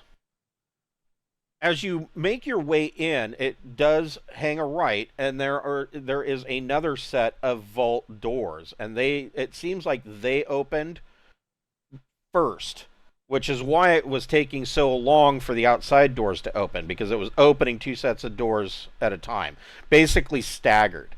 And as you step through into this hallway, you realize that these side areas, they're open, but these side areas are actually, unlike the hallway, there's no deck plating or hull plating that is holding anything up. These are carved right out of the stone. And in one, you are seeing that there are, well, the first room that you look at, you see that there is, there are crates of metal ingots. Everybody make a recon plus intellect check.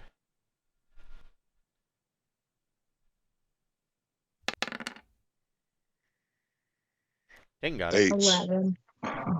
Beth got it. What'd you get?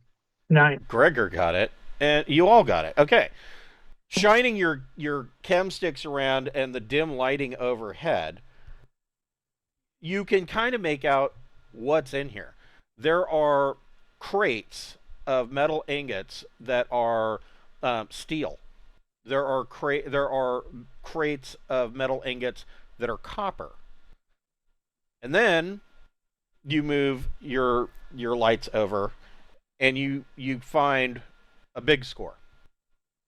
There are crates of metal ingots of crystal iron, which is what you make starships out of. That's starship armor. Ooh, that's the shit right there.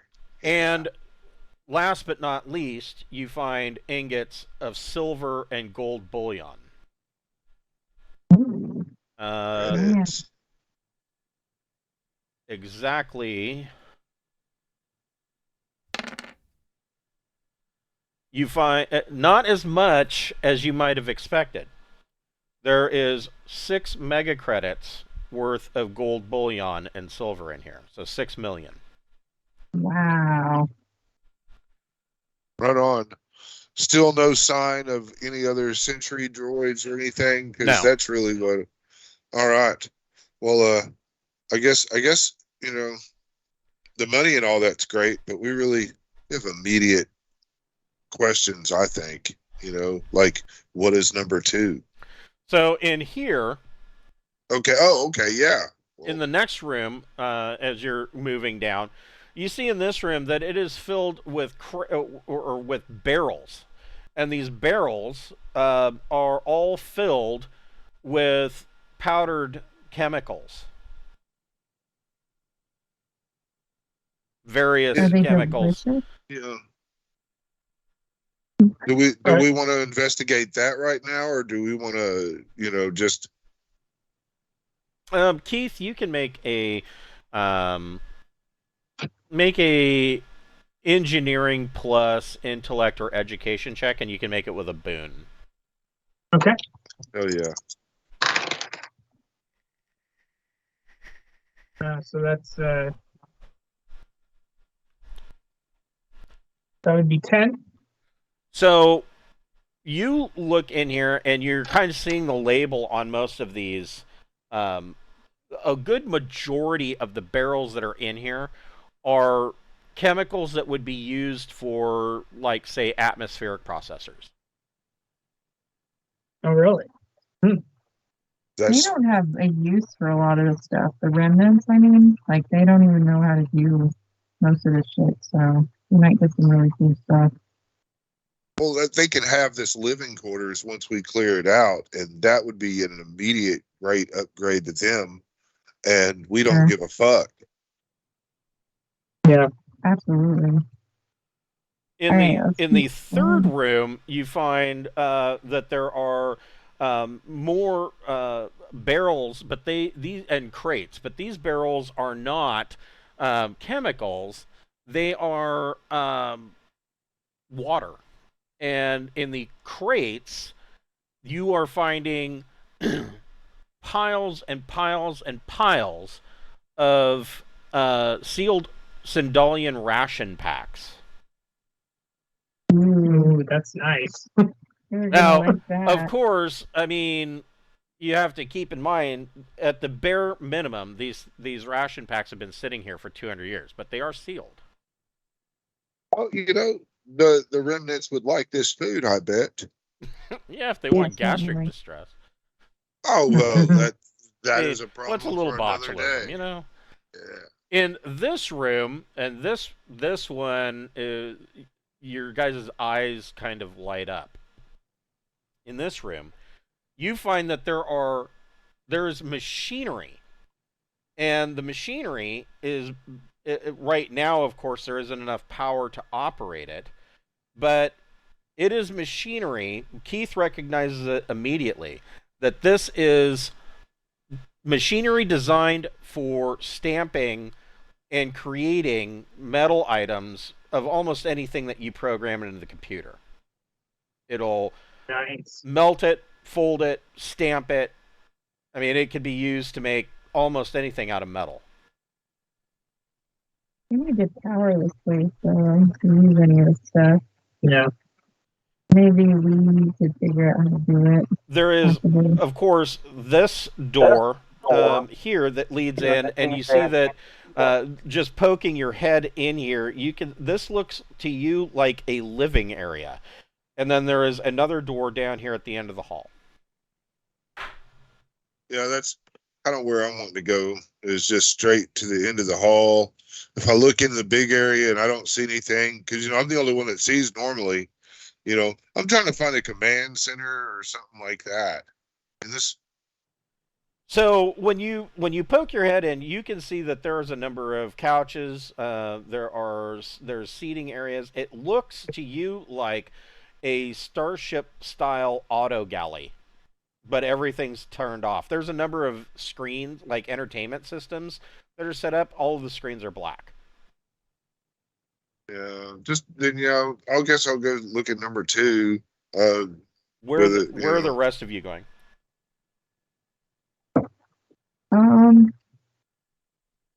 Seems like where the chemicals were, right? One. So chemical barrels are up here. Oh, okay. Here is machinery, and here is ration packs, and up here is metal ingots. There's no sources of light or anything around. There, no flashlights. aside from the fluorescent lamps that are in the ceiling that are putting out a dim light, as you walk down, you can hear them go ka-chunk and turn on, and they're like, zzz, and they're that low power, and they always have that stupid fluorescent light hum that usually means that a fluorescent bulb is about to go out. That sound. Okay. The one that causes migraines. Let me think here. So Gregor, you really touched on it. So here's the reality. Gregor, it occurs to you that what you have found so far is that this is kind of a not necessarily a survival bunker, but it has the means of restarting civilization, which really sucks because you guys have the only key that could have gotten in here, which means that the Count left, screwed over his people because he brought the key to Drinax, and all of the stuff that could have helped these people was locked away in here for the last 200 years.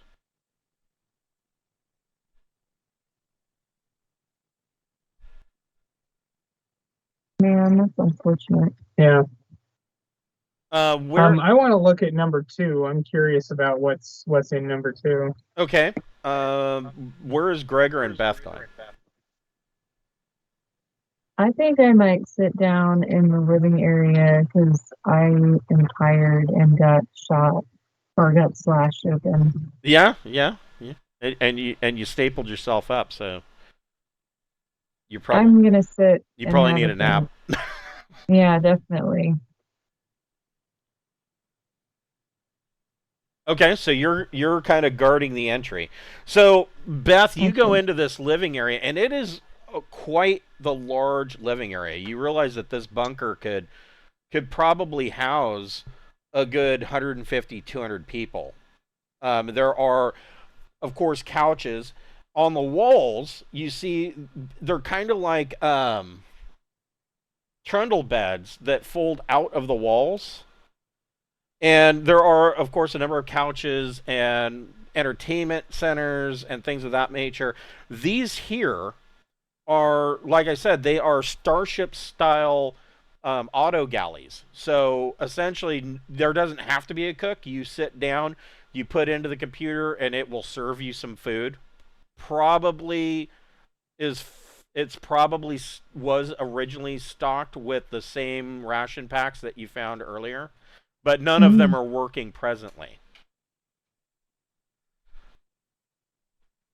Ting and Keith, you come into number 2 and find that this is a fusion reactor. And Keith, you can make an engineering power plus intellect or education check. Okay. Yeah, I'll do that.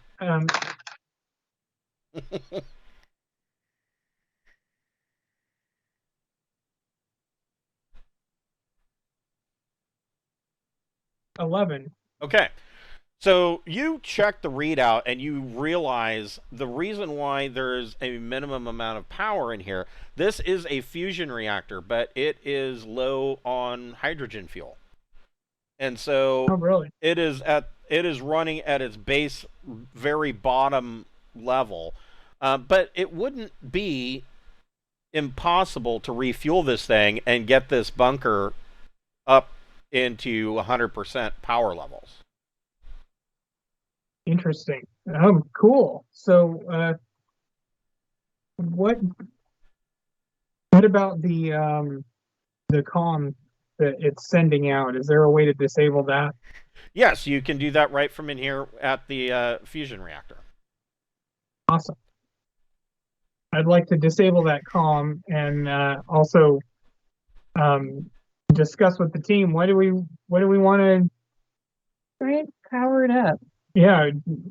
Well, Okay. I mean, you would have to bring in fuel. You don't have hydrogen fuel, but I'm sorry. I thought that the chemical barrels had stuff in them. My bad. Yeah, no, you probably not a barrel full of hydrogen. Okay. Well, there's water to hydrogen is what Gregor is talking about. But is there the ability to process here? It does not. So we'll have to buy it in like maybe we could buy we have them. We have the fucking collapsible storage containers on the ship for when we want to use our cargo space. But keep in mind, you would have to do some negotiation to be able to land a ship because Paul doesn't allow overland flying of ships. You know that it can be done though because a ship flew over Ghormount. Yeah, I think that would be wise for us to try to get a ship over here, our ship over here, so that we can pick up some stuff. So the rest of this living area, 3 is a set of showers, including like showers for like chemical burns and things of that nature, decon. 4 is toilet cubicles, and 6 is a large dining area. We should find out if they even want the power back on. I don't know if they give a shit or not. Maybe they're just like, cool, there's preserved food and a toilet. Yeah, maybe that's awesome enough. They have everything they need here to rebuild their atmosphere and planet, and all week. I mean, and we're none of that is anything we could particularly want. Well, I mean, the steel and copper, of course, Drinax could use, but right now Drinax is under somebody else's control. The gold and silver, I mean, Prince Herrick would definitely be interested in cash. Yeah, we should grab the cash and get out of here. But there is the other matter. So the Greenhigh movement, who gave you the guns in the duffel bag, the good old boys, they wanted to hire you to try and bring them guns. Well, there is a whole bunch of metal ingots here and machinery that can stamp and create those guns. You could, if you wanted to, you could give this to the remnants and say, hey, you can set this up and make guns to the Greenhigh movement. The Greenhigh movement will, of course, pay the remnants, and meanwhile, the remnants can use what's left of this, or what's in this shelter, to essentially rebuild the town of Ghormount. So we could set them up for life here. Yeah, and all we're taking is the money that we want anyway. Right. And what's left of the fucking security robot, because that could be repaired and refurbished. Right. True. Yeah. Yeah. So I think we should do that. I bet they will come and bring hydrogen here. Or we could even actually ship it railroad if we had to, I guess. But yeah, ship it railroad and then bring it in on a tanker truck. Yeah. We could probably rent that. I mean, right. Yeah, you got 6 mega credits of gold and silver bullion sitting there. So yeah, I'm thinking if we take all the cash and jumpstart their program with, we could in theory make everybody happy, and we got 6 mega credits, I guess. I mean, I guess that's something. Good. Yeah. So you'll want to put down 6 mega credits of gold and silver, and of course the agreement that you had with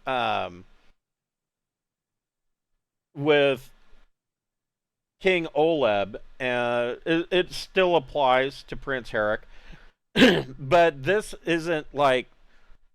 This wouldn't be booty that you are collecting because he sent you here specifically to get this. So, I mean, 100% of that 6 mega credits should be going to Prince Herrick. I mean, how much you want to skim off the top, that's up to you. I mean, technically, this was the mission. Well, I mean, yeah, but... Man, I mean, it seems like we're scratching his back an awful fucking lot, and he's not scratching ours. And I mean, I really just want to go be a pirate and still. Yeah, no, you're gonna get the opportunity. I promise that. I set something up specifically just for you for that. Oh, I understand. As if we're sitting at the fusion reactor, talking. I mean, that's what I'm like. I'm like, we could take this $6 million and go get our Harriers, and fuck Drinax. I mean, it's collapsed. Is We it could really? double the money. Yeah. That's true. So, I mean, we I don't could. know. I need to uh, think about it. Yeah. I mean, it's whatever you want to do, of course, Captain. I mean, you're in charge, but We'll probably vote next time we play, and that'll be what we do, okay. whether we Right. skim or take it off. Okay, so we will pick this up next week at 7 o'clock on Wednesday night with the next episode of the Pirates of Drinax. There's gonna be some interesting stuff coming down moving forward with this. I can This promise was that. fun. Yeah, thank you. Yeah, this was All right, great. fun. All right, have a good night, guys. You too. Have a great night. You too.